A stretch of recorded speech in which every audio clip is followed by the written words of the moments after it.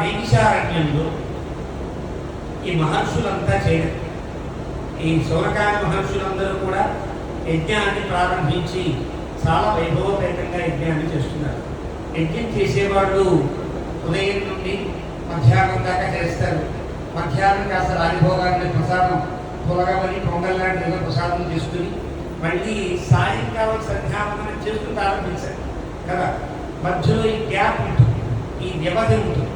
ఈ వ్యవధిలో మనమైతే చక్కగా వేసేస్తాం, పడుకుంటాం కదా. మహర్షులు మధ్యాహ్నపు నిద్ర కనుక జరిగితే దీక్షా తపోభంగం అవుతుంది కాబట్టి ఆ మధ్యకాలంలో భగవన్నామ స్మరణ చేయాలి అని సంకల్పించుకుని ఆ సమయంలో భగవత్ కథని పరస్పరం చెప్పుకుండేది.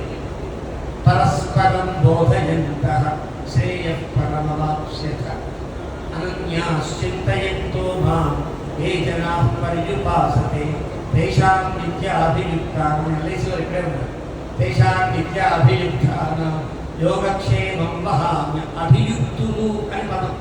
నిత్యాభియుక్తులు అంటే ఎవరు అని అంటే ఏ వేళని కూడా అంటే కర్మ లేని సమయాన్ని కూడా విడిచిపెట్టకుండా భగవత్ కథల్ని చెప్పుకుంటూ ఉండేవారికి అభియుక్తులు అని పేరు.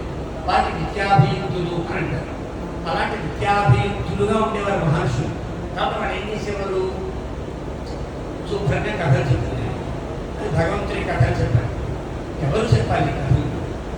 మీరంతా మహర్షులు అంటే ఒక రకంగా చెప్పాలంటే బ్రాహ్మణోత్తములు లేదా మంచి ఉత్తమ కుల సంజాతులుగా ఉండే మహర్షులు వీరంతా.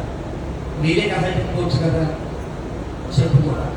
ఈ తమాషా ఏం చేశారంటే సూత మహాముని పిచ్చారు. సూత మహాముని ఎవరు? బ్రాహ్మణ ఇతరులు ఇప్పటి ప్రకారంగా చెప్పారండి. అలాంటి సూత మహామునిని పైన కూర్చోబెట్టి ఉత్తమ స్థానంలో ఈ మహర్షులంతా కింద కూర్చుని అడుగుతాను, సూత మహర్షి మాకు కథలు చెప్పవలసింది. అంటే ఎక్కడ ధర్మం పాటించాలో అక్కడ ధర్మం పాటించాలి, ఎక్కడ కులధర్మాలు పాటించాలో అక్కడ కులధర్మాలు పాటించాలి. కులధర్మములు శాశ్వతములైనవి, వర్ణధర్మములు శాశ్వతములైనవి. ఆ తర్వాత ఉండే ధార్మికములైన అంశములలో ఉండే ధర్మములు, వేద ధర్మములు కూడా శాశ్వతములైనవి. ఇవి ఎక్కడ ఏది పాటించాలని తెలిసేవాడే వివేకి అని పిలువబడతారు. ఆ సూత మహర్షి కూర్చోబెట్టారు. వీళ్ళంతా ఆ మహర్షిని ప్రార్థన చేస్తున్నారు. అజ్ఞానధ్వాంత విధ్వంస కోటి సూర్య సమప్రభ సూతాఖ్యాహి కథాసారం మమ కర్ణ రసాయనం అని అడిగిన మాట. అజ్ఞానము అనే చీకటిని పోగొట్టడంలో ఒక సూర్యుడు కాడయ్యా కోటి సూర్యుల సమానమైన కాంతి కలిగిన వారికి నేను.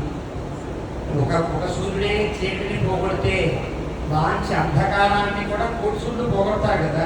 అలా మాకు కోటి జన్మల అంధకారము అజ్ఞానమై మాలో ఉంటే నువ్వు కోటి కోటి సూర్య సమప్రభుడువై ఉండి మాకు భాగవతాన్ని చెప్పు. భాగవతాన్ని కాదు, కథాసారం మమాఖ్యాతి. కథాసారాన్ని చెప్పమని అడిగారు శౌనకాదులంతా. కథాసారము అంటే కథ అనే పదం ఏదో ఆ కథకి ఈ కథకి వర్తించు. కథ అనే పదానికి ముందు ఏ పదము పెట్టకుండా కథ చెప్పండి అంటే అర్థం పూర్వకాలం ఎప్పుడు భాగవతమే అర్థం. ఏది చెప్పకుండా సహస్రనామం పాలన చేయండి అని అనుకోండి. ఏ సహస్రనామం? విష్ణు సహస్రనామమే అర్థం. రామ కాదు, కృష్ణ కాదు, శివ కాదు, లలిత కాదు. అలాగే ఏదన్నా ఒక గీత చెప్పండి అన్నాం అనుకో, ఉద్ధవ గీత కాదు, పాండవ గీత కాదు, రుద్రగీత కాదు, అష్టావక్ర గీత కాదు, ఏ గీత కాదు, భగవద్గీతే. నిరూప పదం అంటారు. ఏ ఉపపదము పెట్టకుండా చెప్పే పదములు కొన్ని ప్రసిద్ధములై ఉంటాయి. గీత అంటే భగవద్గీతయే, సహస్రనామం అంటే విష్ణు సహస్రనామ స్తోత్రమే. అలాగే ఆళ్వార్ అంటే నమ్మాళ్వారే, తగిన 10 మంది కాదు. అలాగే కథ అంటే భాగవతమే, రామాయణము కాదు, పురాణములు కాదు. ఇది నిర్ణయం. అంటే కథాసారం అనగానేమి భాగవతం యొక్క కథాసారాన్ని చెప్పమని మీరందరి యొక్క ప్రార్థన. భక్తి జ్ఞాన విరాగాంత వివేకో వర్ధతే మహాన్ మాయామోహ నిరాశశ్చ వైష్ణవైః క్రియతే కథం. భక్తిని పెంపొందిస్తూ జ్ఞానాన్ని కలిగిస్తూ విరాగాన్ని కలిగిస్తూ ఉండేటువంటి ఏ కథనైతే విష్ణు భక్తులైన వారు నిరంతరము గ్రోలాలి అనుకుంటారో ఆ కథలు చెప్పవా అని అడిగారు. మీరంతా సౌనకాది మహర్షులంతా కూడా. ఇది విన్నటువంటి వాడు సూత్రుడు చెప్తున్నాడు, చాలా ఆనందమయ్యా, నాకు ఏదో పురాణం చెప్పమంటే ఇష్టం లేకపోయినా చెప్పాల్సి వచ్చేది. మీరు అడిగినది ఏది? ప్రీతి శౌనక చిత్తేతే అతో వచ్మి విచార్యచ. నాకు చాలా ప్రీతిపాత్రమైన ఎవరన్నా ఒక వ్యక్తి, ప్రశ్నలు పొందే వ్యక్తి, ప్రశ్నించే వ్యక్తి ఇద్దరు ఉన్నప్పుడు ప్రశ్నించే వ్యక్తి కనుక ఆ ప్రశ్న పొందే వ్యక్తికి ఇష్టమైన ప్రశ్న వేసినప్పుడు ఆ ప్రశ్నించిన వ్యక్తిని ప్రశ్న పొందిన వాడు ఆనందంగా పొగుడుతాడు కదా. పరమశివుడు అలా పొగిడాడు పార్వతీదేవి. ఎక్కడ? ఆవిడ అడిగింది, సహస్రనామాలు చాలా ఎక్కువ ఉన్నాయండి, చాలా కష్టంగా ఉంది సహస్రనామాలు చదువుకోవడం, అందరికీ నోరు తిరిగేసి ఆవిడ నోరు కదా, ఆవిడ జగన్మాత కదా, ఆవిడకి ఇబ్బంది ఉంది కనుక. కానీ ఆవిడ అంటుంది వివేకం తేనోపాయేన లఘునా విష్ణో నామ సహస్రకం పఠ్యతే పండితైః నిత్యం శ్రోతుమిచ్చామి. చాలా సులువుగా సహస్రనామాన్ని చెప్పే పద్ధతి ఉంటే చెప్పవా అని అడిగితే వెంటనే పరమశివుడు, నీకెందుకు కదా హైకి చదువుకోగలగా, అలాగే ఉష్ణాసనం మొత్తం చదువుకో అని చెప్పచ్చు కదా. సహస్రనామం మొత్తం చెప్పుకునే యోగ్యత నీకున్నప్పుడు ఈ ప్రశ్న ఏంటి పార్వతి, హాయిగా మొత్తం చదువుకో అన్నదా? అనకుండా ఏమన్నాడు ఆయన? రమే రామే మనోరమే. అబ్బా ఎంత అందమైన ప్రశ్న! కాపురానికి వచ్చిన తర్వాత ఇన్నాళ్ళకి ఒక గొప్ప మంచి ప్రశ్న ఇస్తుంది. మనోరమే అంటే అర్థం ఏమి అంటే నా మనస్సుకు ఇంత ఆనందాన్ని కలిగించిన దాన్నా. ప్రశ్న వేసినప్పుడు, ప్రశ్న పొందినప్పుడు ఆ పొంగుదల ఉంటుంది కదా. అలాగే ఈయన కూడా సూత మహర్షి కూడా అబ్బా ఎంత అందమైన ప్రశ్న వేశారు. మీకు ఆనందాన్ని కలిగిస్తుంది, నా ఆనందాన్ని కూడా అవధిని చేర్చేటట్లుగా ఉండే గొప్ప కథ కదా భాగవతం అంటే. కాబట్టి సర్వ సిద్ధాంత నిష్పన్నం, అన్ని సిద్ధాంతములు ఎక్కడికైతే చేరి దాంట్లో సంగతి పొంది ఉంటాయో సంసార భయనాశనం. మూడు ప్రయోజనాలు ఉంటాయి. మనకు ఏదైనా కావాలంటే మూడు ఉంటాయి ప్రయోజనాలు. వేదముల యొక్క సారమై ఉండాలి, నా బాధలు తీర్చేదై ఉండాలి, నాలో భగవంతుని యందు భక్తిని పెంచేదే ఉండాలి. ఈ మూడు ఉంటే మనకు తెలుస్తుంది. మనం పొందే ఉపాయం భగవంతునికి ప్రీతి కలిగిస్తుంది కదా అని ఏదో చిన్నదాని మీద ఆగిపోయామనుకుంటాం. అన్నదానం అంటే భగవంతుడికి ఇష్టమట, అన్నదానం పెట్టుకుంటూ వెళ్ళిపోదాం నా జీవితం అంతా అనుకుని పెట్టినా మనం రోజు అన్నదానం చేస్తాం కాబట్టి అన్ని పనులు మానేసి, ఉద్యోగాలు కూడా మానేసి వెళ్ళాలి అన్నం పెడతాడు కదా, ఎందుకు ఆగిపోయామనుకుంటాం. మనం మంచి చేసినట్టే చెడు చేసినట్టు. అదే భగవత్కార్యం అనిపించుకోదు. ఏది భగవత్కార్యం అనిపించుకుంటుంది అంటే మూడు ప్రయోజనాలు సాగాలి. అంటే అర్థం భక్త్యోగ వివర్ధనం, లోపల భగవంతుని యందు ప్రేమను పెంపొందించేదై ఉండాలి. అది పెంపొందిస్తే ఎంత ప్రేమ పొంది ఉన్నా ఏమైనా పొరలు అయిపోయి పట్టండి అని పక్కన అడుగుతున్నా, పిల్లవాడికి ఏదో కావాలని వాడు ఏడిపిస్తుంటే మాత్రం ఏం సాగుతుంది కనుక మనం లక్ష్యం సాగదు కదా.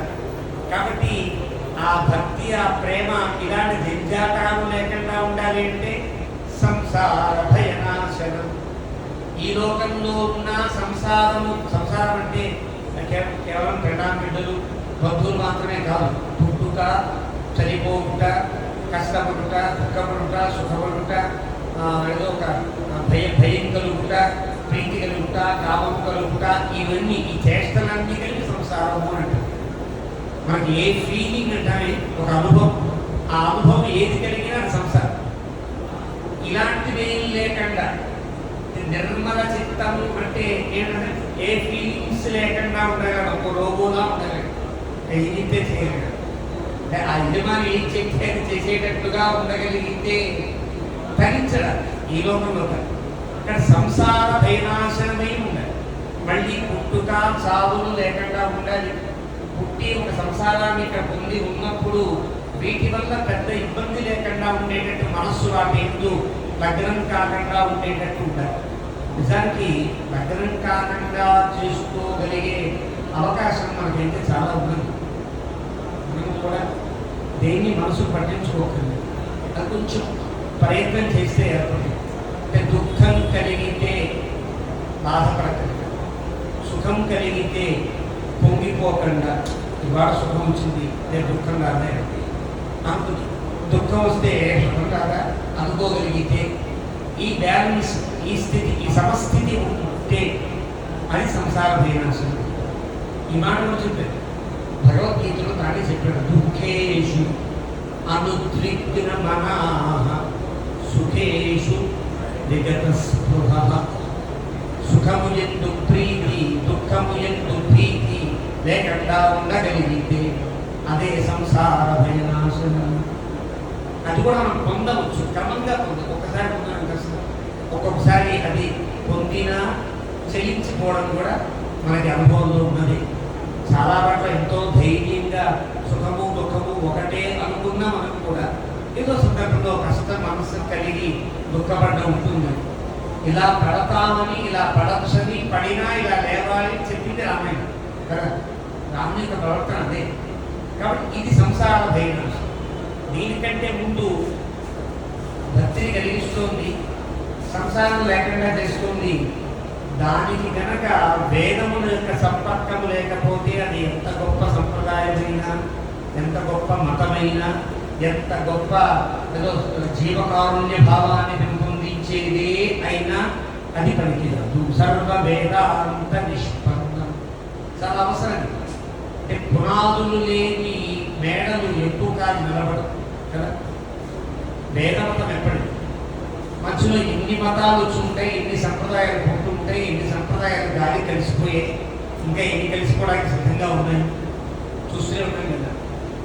నిన్నాడు దాకా ఒక సంప్రదాయం, 100 ఏళ్ల క్రితం పుట్టిన ఒక బాబా గారి సంప్రదాయం చాలా ఉత్తమంగా కదా. ఇప్పుడు దాని ఎందు ప్రామాణికతను చూపించేది కాదు అంటే తగ్గుతున్న వ్యవహారాన్ని మనం చూడగలుగుతున్నాం.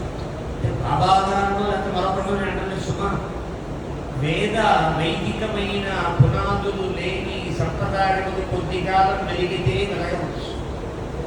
నూనె లేని, నూనెలో కలిపిన ఒత్తులు మాత్రమే కలిగిన ప్రమిదలో ఆ ఒత్తులకు ఉండే నూనె ఉన్నంత వరకు దీపం వెలగచ్చు. కాబట్టి ఒత్తులతో పాటు కలిపిస్తుంది కదా.